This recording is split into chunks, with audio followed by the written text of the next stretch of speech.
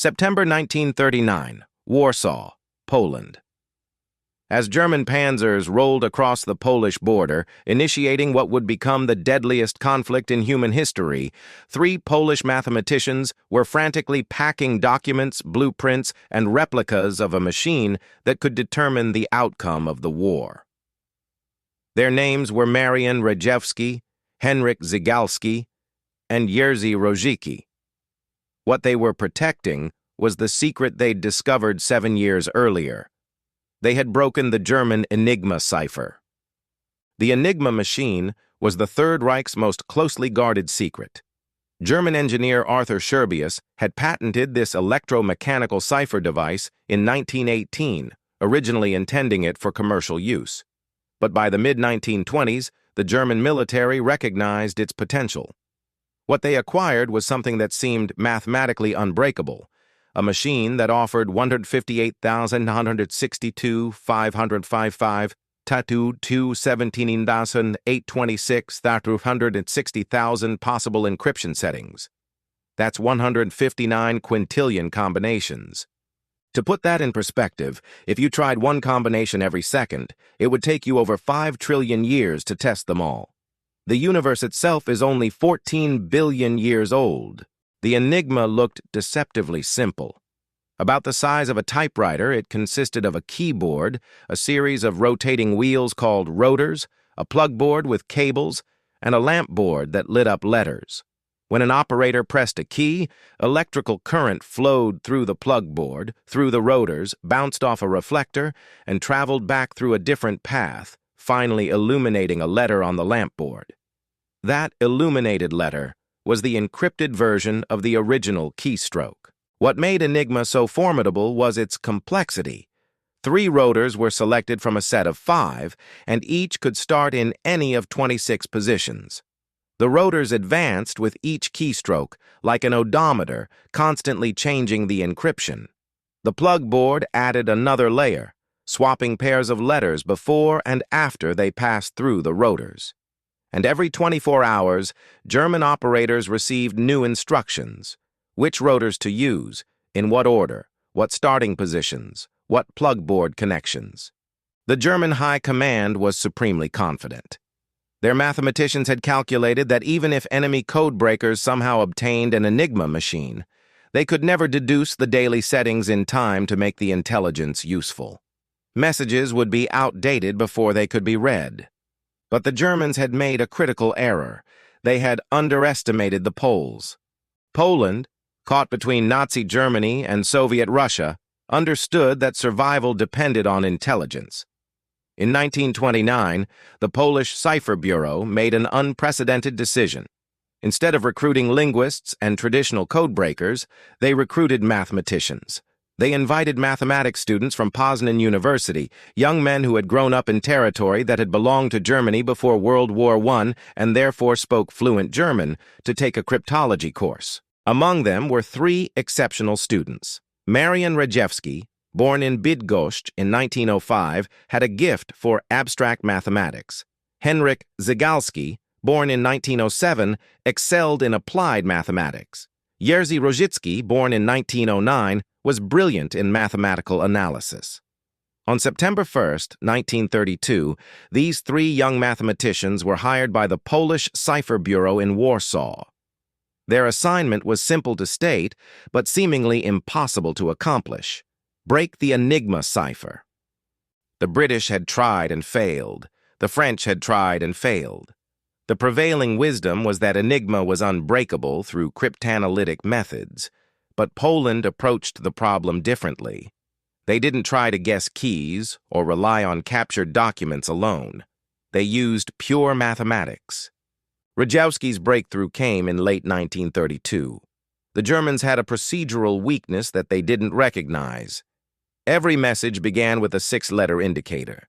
The operator would set the rotors to a daily starting position specified in the codebook, then type a 3-letter message key twice. This repeated message key, encrypted at the daily setting, told the receiving operator what settings to use to decrypt the actual message. Rejewski realized that the first and fourth letters of the 6-letter indicator were the same letter, encrypted 3 positions apart. The second and fifth were the same, as were the third and sixth. This created mathematical relationships, permutations that could be analyzed using group theory. But Rejewski faced a seemingly insurmountable problem. He needed to know the internal wiring of the Enigma rotors. The commercial Enigma, which the Poles had obtained, used different wiring than the military version. Without knowing the military wiring pattern, all his equations remained unsolvable. Then, in December 1932, French intelligence provided crucial assistance. Captain Gustave Bertrand of French military intelligence had recruited a spy inside the German cipher office, Hans Thilo Schmidt, codenamed Asch. Schmidt had provided operating instructions and 2 sheets of daily key settings for September and October 1932. The French couldn't use this information.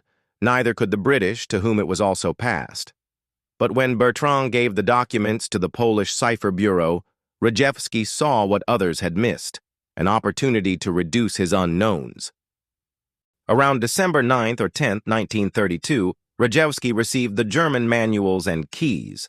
Working through the night in his Warsaw office, he made an inspired guess. He assumed the Germans, in their logical way, had wired the entry disk to the rotors in alphabetical order, A, B, C, D, E, F, rather than the keyboard layout Q, W, E, R, T, Z used in the commercial version. He tried this assumption. It worked. Within weeks, Rejewski had reconstructed the complete internal wiring of all 3 military Enigma rotors. The supposedly unbreakable code had been broken, not through luck or espionage alone, but through mathematical brilliance. Having broken the Enigma mathematically, the Polish Cipher Bureau faced a new challenge: reading messages fast enough to make the intelligence useful. Decryption by hand was too slow. They needed machines. The Polish government secretly contracted AVA Radio Manufacturing Company in Warsaw to produce exact replicas of the military Enigma machine. These were built in absolute secrecy. Parts were manufactured in different locations and only assembled at Cipher Bureau headquarters. By 1934, Poland was producing working copies of Germany's most secret cryptographic device. But having Enigma machines wasn't enough. Remember, the Germans changed settings daily. There were 17,576 possible rotor starting positions for each of 6 possible rotor orders. That's 105,456 combinations to check every day. Rejewski developed a solution. In 1934, he designed a machine called the cyclometer. It consisted of 2 Enigma machines connected side by side, offset by 3 positions.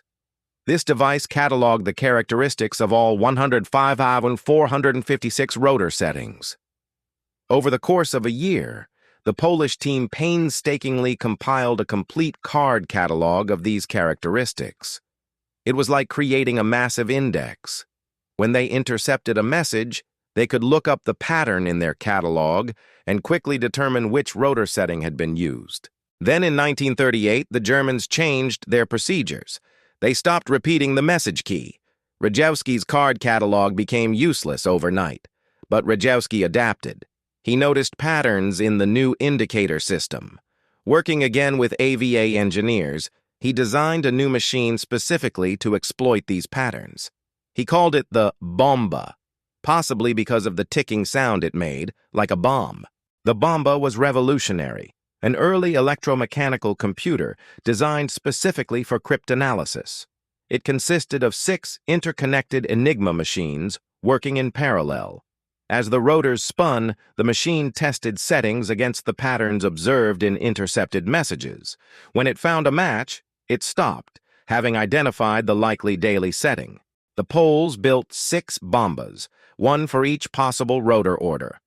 By 1938, they were reading approximately 75% of intercepted German military communications. They knew about German rearmament, military exercises, troop movements. This intelligence was invaluable to Polish military planning. But in September 1938, the Germans increased security again. They introduced 2 additional rotors, bringing the total to 5. Now operators selected 3 rotors from 5 instead of 3 from 3. The number of possible rotor orders jumped from 6 to 60. The Polish Cipher Bureau would need 54 more bombas. They didn't have the resources. Meanwhile, the international situation deteriorated.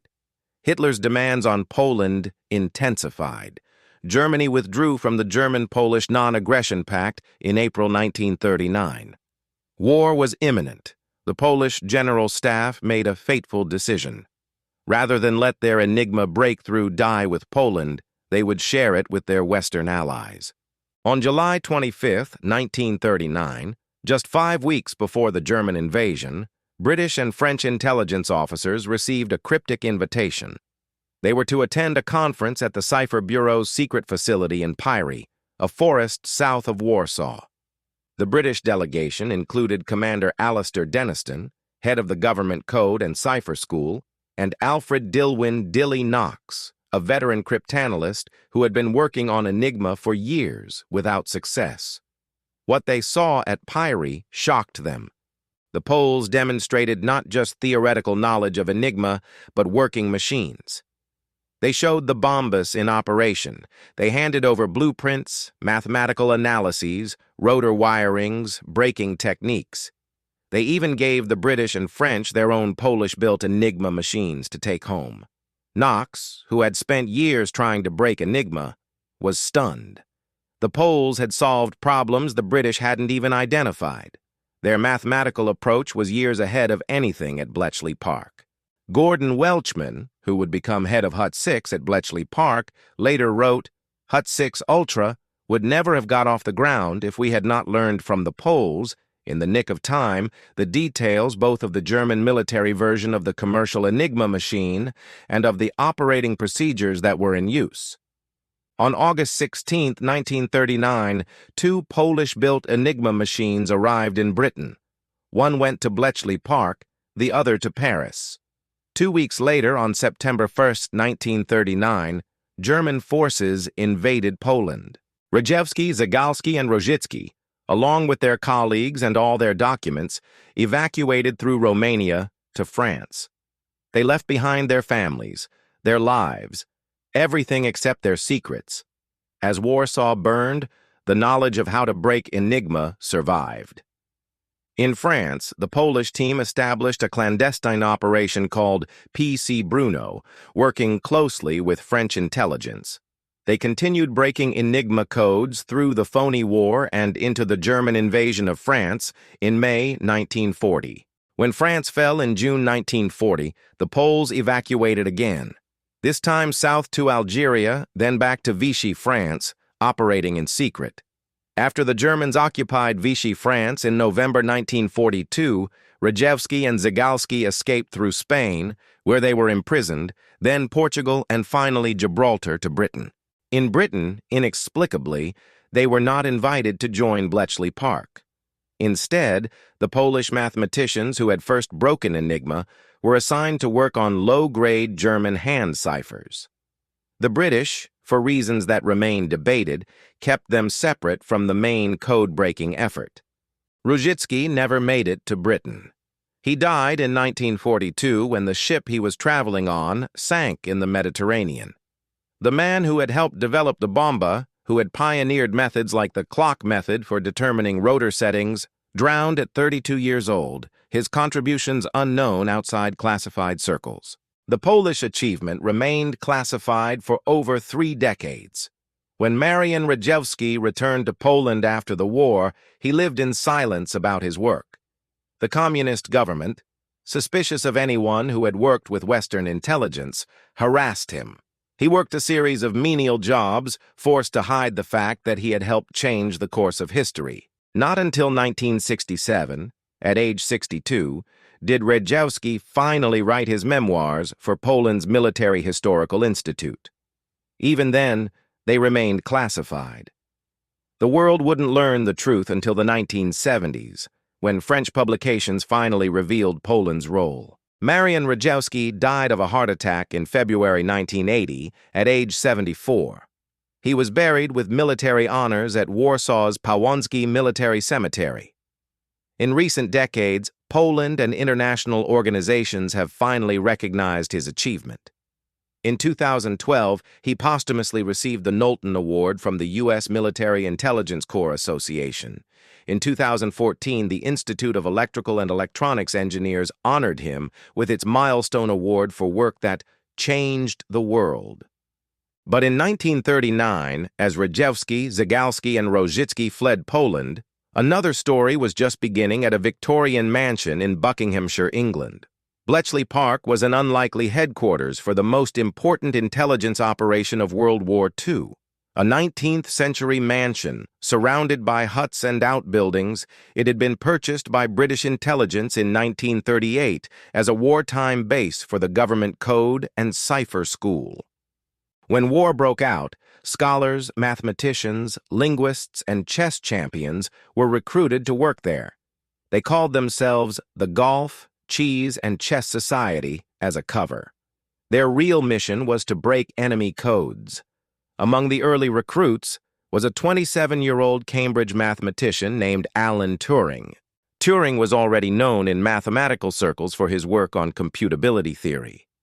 In 1936, he had published a paper describing a theoretical universal computing machine that could perform any calculation if given the right instructions.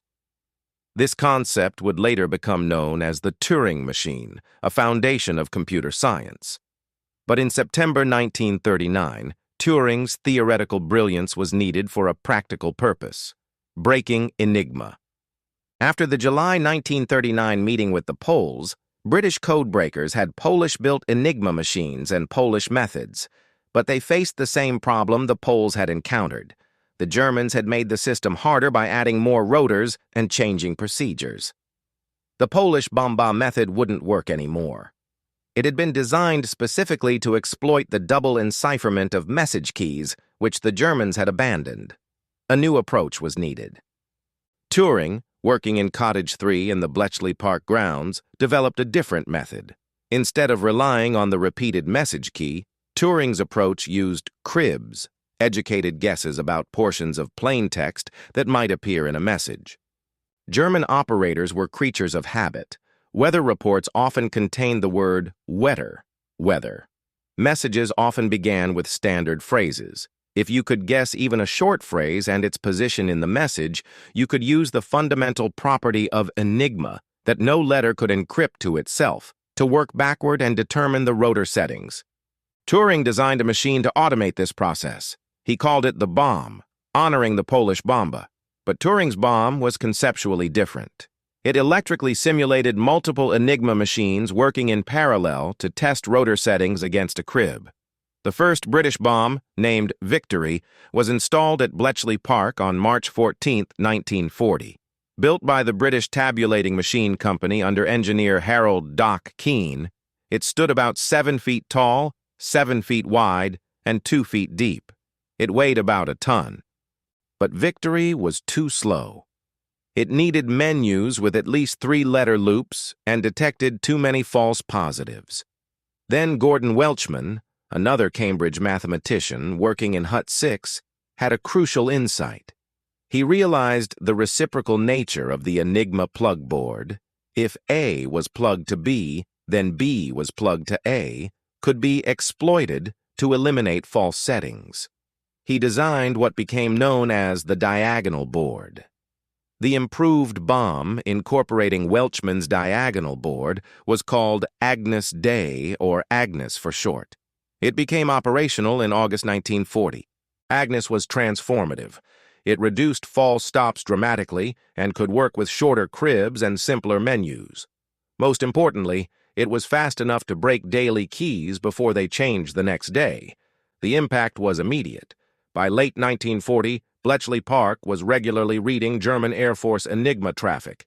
This intelligence was given the code name Ultra, more secret than top secret. The process worked like this. Radio intercept stations around Britain captured German radio transmissions. The encrypted messages were sent to Bletchley Park. Cryptanalysts in Hut 6, working on German Army and Air Force traffic, or Hut 8, working on German Navy traffic, would develop cribs and menus. These menus were set up on bomb machines. The bombs would run, testing thousands of rotor positions until they found settings that matched the crib.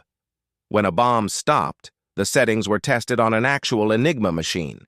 If the message decrypted correctly, that day's key was broken.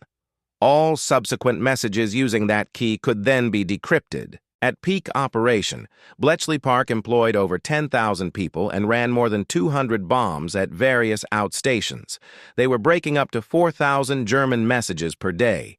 The scale of the operation was unprecedented. Huts were built to house different sections. Hut 6 worked on German Army and Air Force Enigma. Hut 8, where Turing primarily worked, focused on German naval Enigma, the hardest to break. Hut 3 translated and analyzed Army and Air Force decrypts. Hut 4 did the same for naval intelligence. Operating the bombs was hard, monotonous work.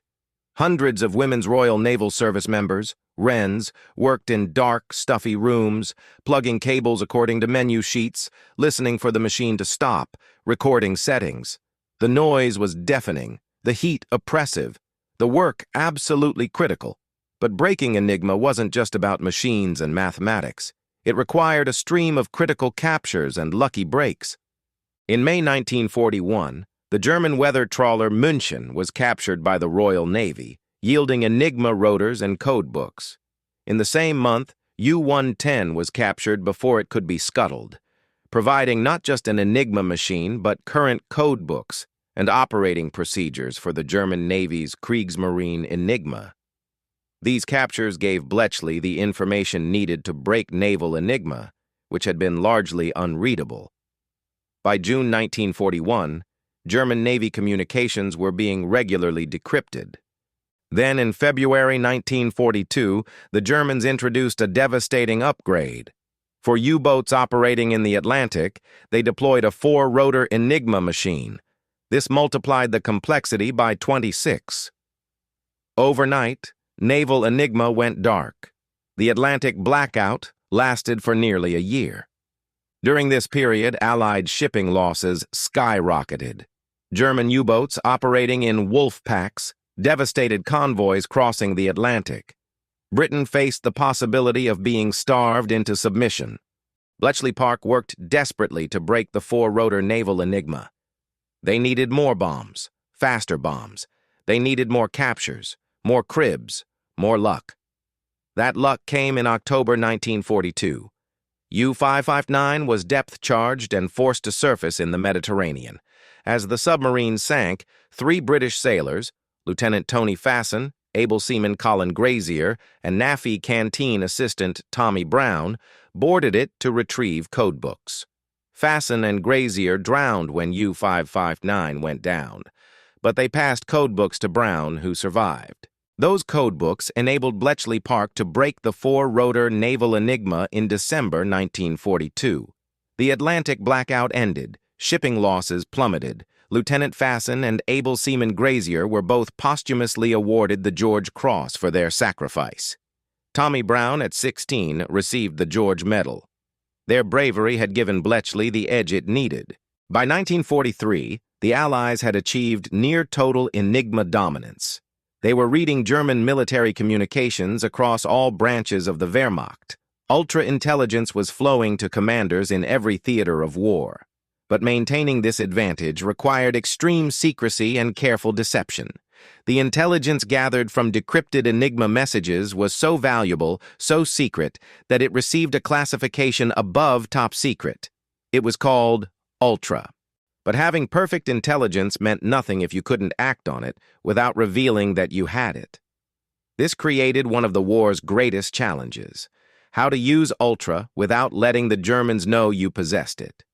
An elaborate system of protocols was established. Ultra-intelligence could never be acted upon directly. It had to be confirmed by another source first. Aerial reconnaissance, human intelligence, something the Germans would believe prompted the Allied action.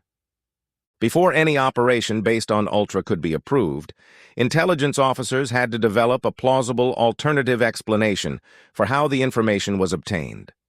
Convoys rerouted around U-boat positions would first send out reconnaissance aircraft to discover the submarines. German units attacked based on Enigma decrypts would first be spotted by agents or scouts. The deception went further. Sometimes, to preserve the secret, Allied forces couldn't act on ultra-intelligence at all. Ships were allowed to be sunk, cities were bombed, men died, all to prevent the Germans from suspecting their codes had been broken. There's a persistent myth that Churchill allowed Coventry to be bombed in November 1940 to protect Ultra. This is false. Ultra had provided warning that a major raid was planned, but hadn't specified the target. By the time Coventry was identified, it was too late to organize effective defenses without tipping off the Germans. But the myth persists because it captures a real dilemma. Sometimes preserving the source meant accepting casualties. The truth was more nuanced. Throughout the war, decisions about when to use ultra-intelligence were made case by case, balancing operational advantage against the risk of exposure.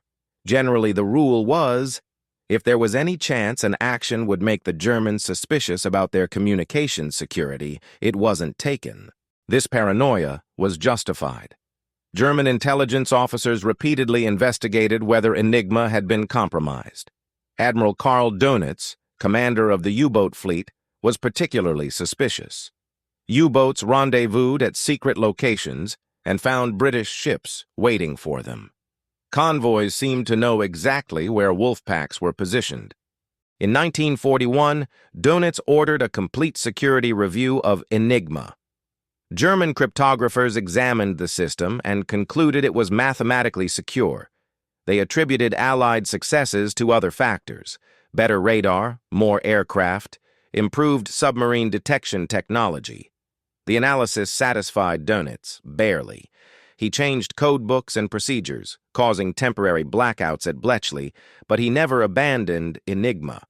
The Germans' confidence in Enigma was rooted in its mathematical complexity. Their own B-Dienst Signals Intelligence Service had partially broken some British naval codes early in the war.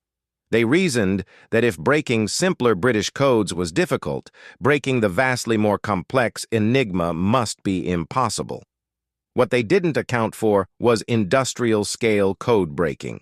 The combination of mathematical brilliance, electromechanical computing, captures of key material, and massive human effort that Bletchley Park represented. It was something beyond their conception. The impact of Ultra on the war's outcome was profound. In the Battle of the Atlantic, Ultra was decisive. Once naval Enigma was being read consistently, Allied convoys could be routed around U-boat positions. Anti-submarine forces could be directed to where the submarines actually were. U-boat refueling operations could be intercepted. German submarine losses mounted while Allied shipping losses plummeted. Winston Churchill later wrote, "The only thing that ever really frightened me during the war was the U-boat peril. Ultra defeated that peril. In North Africa, Ultra gave British commanders insight into German supply situations, troop movements, and operational plans." Before the Second Battle of El Alamein in October 1942, Field Marshal Bernard Montgomery knew exactly how short of fuel and supplies Field Marshal Erwin Rommel was. During the battle, decrypted messages gave Montgomery Rommel's situation reports as fast as they reached Berlin. The result was a decisive Allied victory. In the Mediterranean, Ultra enabled the interdiction of German and Italian supply convoys to North Africa. Allied forces knew convoy routes, schedules, and escorts. Axis supply lines were strangled. For D-Day and the Normandy invasion, Ultra confirmed that Allied deception operations were working. The Germans believed the main invasion would come at Pas-de-Calais, not Normandy. After D-Day, Ultra tracked German reinforcements and revealed Hitler's orders to hold positions rather than conduct mobile defense. This intelligence helped Allied forces break out of Normandy and liberate France. In the air war, Ultra identified Luftwaffe bases, aircraft production facilities, and operational plans. Strategic bombing could be targeted more effectively. German reactions to Allied air operations were predicted. Even in the Pacific, though Enigma was primarily a European cipher, similar code-breaking efforts had comparable impact. American cryptanalysts broke Japanese diplomatic codes, purple, and naval codes, JN-25. In April 1943, a decrypted Japanese message revealed that Admiral Isoroku Yamamoto, architect of the Pearl Harbor attack, would be visiting frontline units. American fighters intercepted and shot down his aircraft, killing Japan's most capable naval commander. The strategic value of codebreaking was becoming clear. Intelligence could substitute for raw military power. By knowing the enemy's intentions and capabilities, the Allies could position forces more efficiently, avoid traps, exploit weaknesses, and win battles they might otherwise lose. But how much did it actually shorten the war? Sir Harry Hinsley, official historian of British intelligence in World War II and himself a Bletchley Park veteran, made a careful assessment. He concluded that Ultra shortened the war in Europe by not less than 2 years, and probably by 4 years. Dwight D. Eisenhower, Supreme Allied Commander in Europe, called Ultra decisive to Allied victory. Winston Churchill reportedly told King George VI, "It is thanks to the secret weapon of General Menzies, put into use on all the fronts, that we won the war." General Stuart Menzies was head of MI6 and controlled Ultra distribution. These assessments, while unanimous in their praise, remain debated by historians. How do you prove a counterfactual? How do you measure what would have happened without Ultra? Some argue that the Allies would have won regardless. They had greater industrial capacity, larger populations, control of the seas. Ultra accelerated victory, but didn't ensure it. Others counter that, without Ultra, the Battle of the Atlantic might have gone differently. Britain could have been starved into negotiation. D-Day could have failed if German dispositions had been different. The war could have dragged into 1946 or 1947. If it had lasted that long, the atomic bomb would have been used on Germany, not just Japan. Millions more would have died. Jeffrey Richelson suggests a minimum estimate. Ultra shortened the war by at least 3 months, the time between Germany's actual surrender in May 1945 and when the United States could have dropped an atomic bomb on Berlin. But he acknowledges it might have been far longer if the atomic program had failed, or if German jet aircraft and V-2 rockets had been deployed more effectively without Ultra intelligence tracking their development. What's undeniable is this: Ultra saved lives. Every month the war was shortened meant fewer casualties, fewer bombed cities, fewer refugees, fewer victims of concentration camps. If Hinsley's estimate is even partially correct, if Ultra shortened the war by even 1 year, then Marian Rejewski, Alan Turing, Gordon Welchman, the Polish mathematicians, the Bletchley Park cryptanalysts, the Wren bomb operators, and everyone involved in breaking Enigma collectively saved millions of lives. In April 1945, as Allied forces closed in on Berlin, Nazi officials began destroying documents. Enigma machines were smashed, burned, or dumped into rivers and lakes. The Third Reich wanted no evidence of how its communications had been secured. What the Germans didn't know was that the Allies had been breaking those communications for years, and the Allies wanted to keep that secret. When the war ended, British intelligence did something remarkable and somewhat ruthless. They gathered all the Enigma machines they could find, thousands of them, from captured German facilities, from liberated territories, from surrendered units. Then they refurbished them and sold them to governments around the world, particularly in Africa, the Middle East, and South America. The buyers thought they were getting secure communications equipment. The British knew they could read every message. This deception continued for decades. Nations used Enigma machines through the 1950s and into the 1960s, never suspecting that their communications were transparent to British intelligence. But the greater secret, that Enigma had been broken during the war, remained classified even longer. In May 1945, just after VE Day, Winston Churchill sent a directive to everyone who had received Ultra intelligence during the war. They were asked not to divulge the source of their information or its contents. The stated reason was to protect future intelligence operations and prevent damage to Britain's Secret Service. But there were other motivations. The Cold War was beginning. The Soviet Union, despite being a wartime ally, was now the enemy.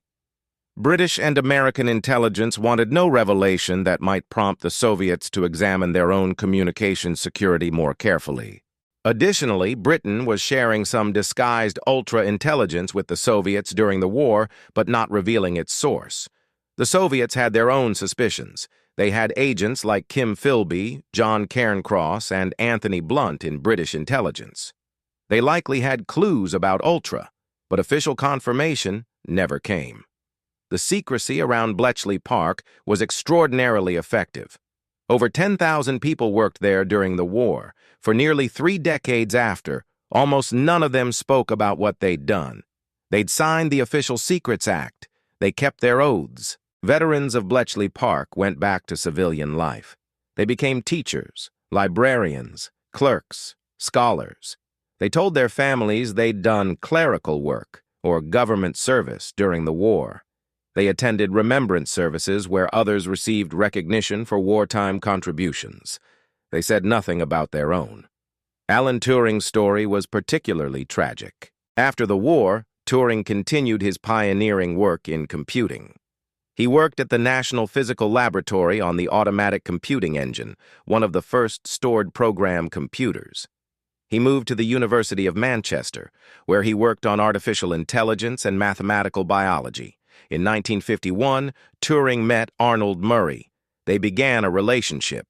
In January 1952, Turing's house was burgled. During the police investigation, Turing admitted his relationship with Murray. Homosexual acts were illegal in Britain at the time. Turing was prosecuted for gross indecency. He was convicted in March 1952. He was given a choice: imprisonment or chemical castration through hormone injections. He chose the latter to avoid prison and continue his research. The man who had arguably done more than any other individual to shorten World War II and save millions of lives was now chemically castrated by the government he had served. His security clearance was revoked.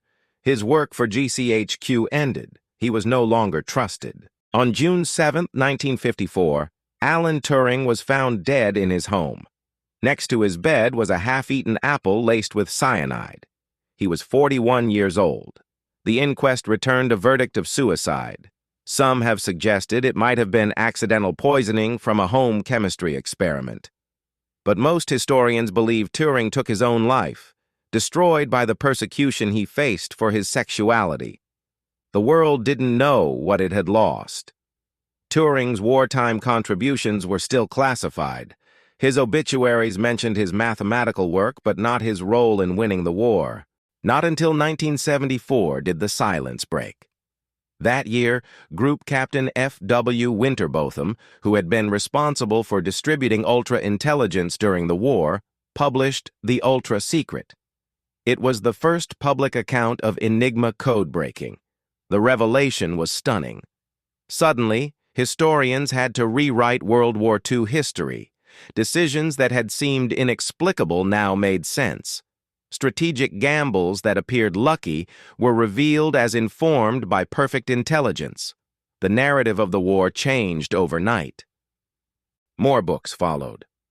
Bletchley Park veterans, finally released from their oaths of secrecy, began telling their stories. Gordon Welchman published The Hut 6 Story in 1982. Other memoirs appeared. In 1974, the same year Ultra was revealed, the Polish contribution also became public through French publications. Marian Rejewski, finally vindicated, received some recognition before his death in 1980, though less than he deserved.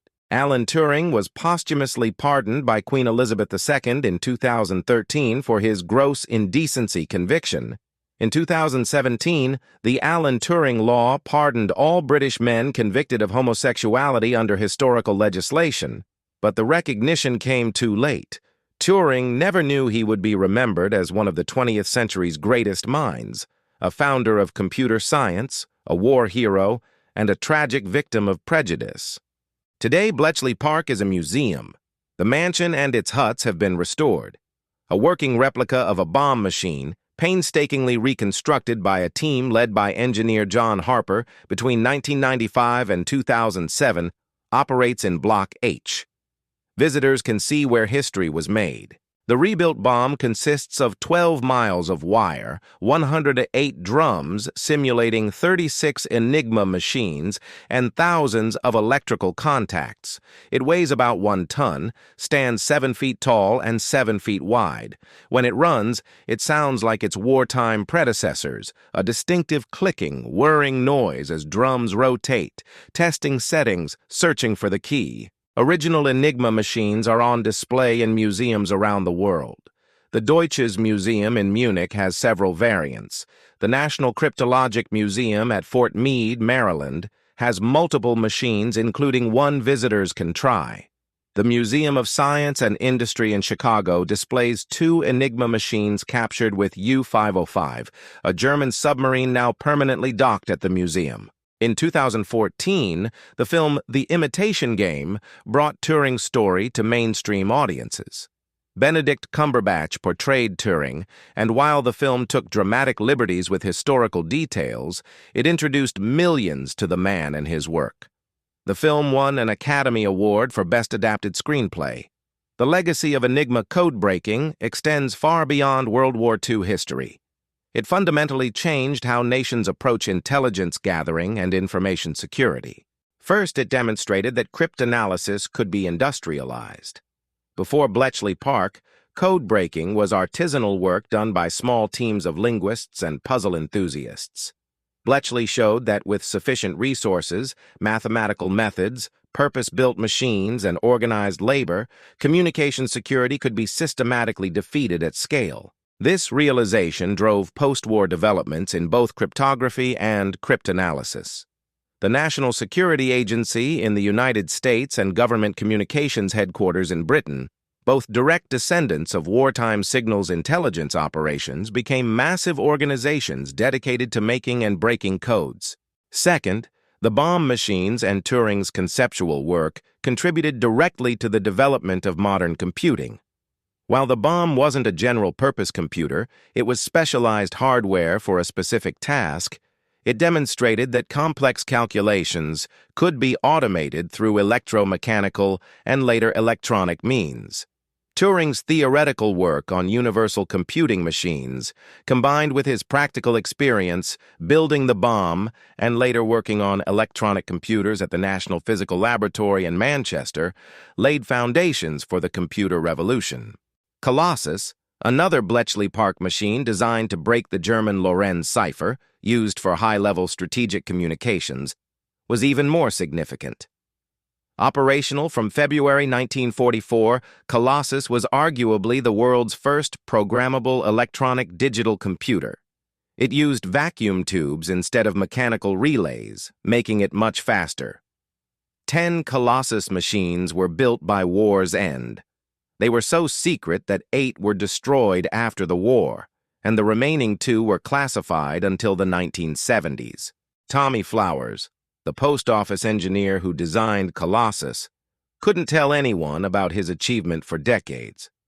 When he tried to continue computing research after the war, he received no credit for having already built a working electronic computer. That recognition went to others who built computers later, but were free to publish their work. Third, Enigma established the principle that communications intelligence requires continuous evolution. The Germans made Enigma progressively more complex throughout the war, adding rotors, changing procedures, introducing plugboard connections. Each change forced Bletchley Park to adapt. This arms race between cipher makers and cipher breakers has continued ever since. Modern encryption uses mathematical principles far beyond Enigma's complexity. Current encryption standards like AES, Advanced Encryption Standard, use keys with 2 128 or 2 256 possible combinations, numbers so large they dwarf even Enigma's 159 quintillion settings. Breaking modern encryption would require computational power beyond anything currently available. Yet the fundamental challenge remains the same. how to secure communications in an adversarial environment. And the fundamental response remains rooted in what Turing and his colleagues pioneered, using computational power to attack the mathematical foundations of encryption systems. Fourth, Enigma demonstrated that human factors are often the weakest link in security systems. The Germans designed an excellent cipher machine. But German operators made mistakes, using predictable message formats, repeating phrases, sending messages with identical content on multiple networks. These human errors provided the cribs and patterns that made code breaking possible. Modern cybersecurity continues to face the same challenge. The strongest encryption in the world can be defeated by poor passwords, phishing attacks, social engineering, or procedural failures. The human element remains the vulnerability. The three Polish mathematicians who started it all, Rejewski, Zygalski, and Rojicki, have finally received proper recognition in recent decades. In Poland, streets and schools are named after them. Monuments have been erected. Their mathematical achievements are celebrated as national treasures. In 2014, on the 75th anniversary of the July 1939 meeting, where Poland shared its Enigma secrets with Britain and France, a ceremony at Bletchley Park unveiled a monument to the Polish codebreakers.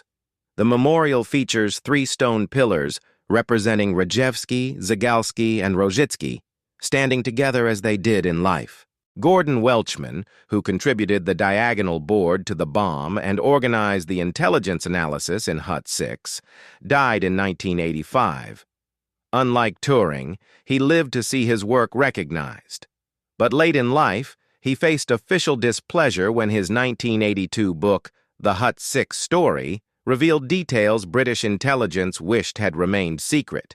His security clearance was revoked, and he was investigated for violating the Official Secrets Act, despite the fact that Enigma code-breaking had been declassified years earlier. The issue was that he'd revealed more specific operational details than officials wanted public. Dilly Knox, one of the veteran code-breakers who received the Polish breakthrough in 1939, died of cancer in February 1943, with his work still classified and unknown outside intelligence circles. He had worked himself to exhaustion breaking Enigma variants and never saw the Allied victory he helped make possible. Joan Clark, one of the few women cryptanalysts at Bletchley Park who worked directly on Enigma in Hut 8 alongside Turing, became deputy head of her section. She and Turing were briefly engaged in 1941, though Turing broke it off when he revealed his homosexuality to her. She remained his friend and colleague. After the war, she continued intelligence work at GCHQ until retiring in 1977. She died in 1996, finally able to speak about her wartime service in her final years. The thousands of other Bletchley Park workers, the secretaries, the machine operators, the intercept station personnel, the translators, the intelligence analysts, mostly returned to obscurity. They had done their duty. They kept their secrets. They changed the world without recognition. Some statistics help quantify their achievement. At peak operation in 1945, Bletchley Park employed approximately 10,000 people. About 8,000 were women, primarily Wrens operating the bombs and other machines. Between 1940 and 1945, Bletchley Park decrypted approximately 3 million messages. In 1945 alone, they were processing about 3,000 messages per day on average, with peaks much higher during major operations. By 1945, there were 211 bombs in operation at Bletchley Park and its outstations. Each could test approximately 17,576 rotor positions in about 20 minutes. The machines ran 24 hours a day, 7 days a week. The intelligence derived from these decrypts influenced every major Allied decision from 1940 onward. Convoy routes, battle plans, strategic bombing targets, deception operations, diplomatic assessments, all were informed by Enigma decrypts. The material cost of the operation was relatively modest. While exact figures are difficult to obtain, the entire Bletchley Park operation likely cost less than the price of a single battleship. The return on that investment was incalculable. Years off the war, millions of lives saved, Western civilization preserved. Today, the lessons of Enigma remain relevant in our digital age. We live in an era where encryption protects everything from banking transactions to private communications to government secrets. The mathematical principles are more sophisticated, but the fundamental challenge is the same: how to protect information from adversaries. And just as in World War II, the threat is constant. Nation-states employ thousands of cryptanalysts. Intelligence agencies invest billions in code-breaking capabilities. The arms race between encryption and cryptanalysis continues. But there's a deeper lesson in the Enigma story. It's about the power of human ingenuity, intellectual courage, and collaborative effort. 3 young Polish mathematicians looked at an unbreakable code and refused to accept that designation. They applied abstract mathematical theory to a practical problem and solved it. A British mathematician who thought about computation in purely theoretical terms applied his insights to build machines that could think faster than humans, at least for specific tasks. He envisioned computing machines decades before such things existed. Thousands of ordinary people, students, housewives, clerks, soldiers, were recruited based on intelligence and aptitude rather than background. They worked in secrecy, without recognition, because the work mattered more than the credit. And they succeeded. Against what appeared to be impossible odds, they broke codes that the enemy's best mathematicians said couldn't be broken. They industrialized intelligence gathering. They turned mathematics into a weapon more powerful than divisions of tanks.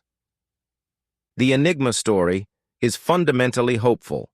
It shows that problems which appear unsolvable can be solved through creativity, persistence, and collaboration. It demonstrates that intellectual work can have world-changing impact.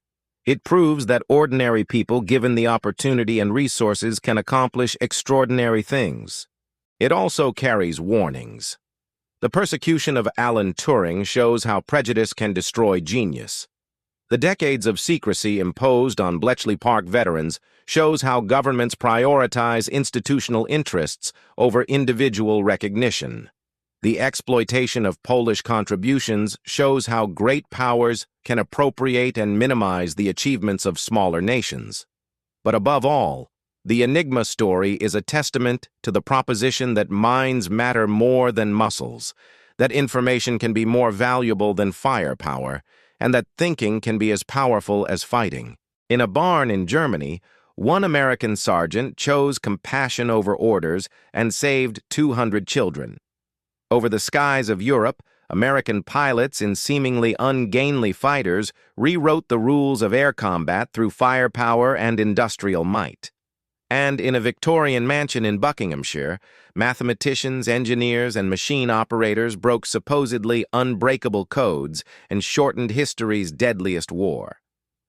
These stories share a common thread: individuals making choices that changed outcomes, one person deciding that children matter more than nationality, groups of people refusing to accept that a problem can't be solved, nations harnessing industrial capacity and intellectual resources to overcome adversaries. The Enigma machine, that elegant electromechanical device with its rotors and plug boards and billions of possible settings, was defeated not by force, but by thought. The code that was supposed to be unbreakable was broken. The secret weapon was revealed to be vulnerable. And in that breaking, in that revelation, millions of lives were saved. Cities that would have burned stood intact. Soldiers who would have died went home. Children who would have starved lived to have children of their own. The mathematics of mercy, applied by Sergeant James Harper, created thousands of descendants from 200 saved lives. The mathematics of cryptanalysis, applied by Marian Rejewski, Alan Turing, and thousands of others, created a world where millions more could survive. Both stories teach the same lesson. that individual choices matter, that intellectual courage can defeat material power, that humanity's best hope lies not in weapons, but in wisdom. The Enigma machine changed World War II, but the people who broke it changed the world. In the museum at Bletchley Park, you can see Turing's desk, preserved as it was during the war. You can walk through the huts where history was made. You can watch the reconstructed bomb click and whir as it searches for keys that no longer matter, solving problems that are no longer relevant. But the principles remain. The courage to tackle impossible problems, the persistence to continue despite setbacks, the collaboration across disciplines and backgrounds, the commitment to service without recognition. These virtues, embodied by the Enigma codebreakers, are their lasting legacy. When Marian Rejewski sat down in Warsaw in 1932 to analyze the mathematical properties of the Enigma cipher, he couldn't have known he was beginning a process that would save millions of lives.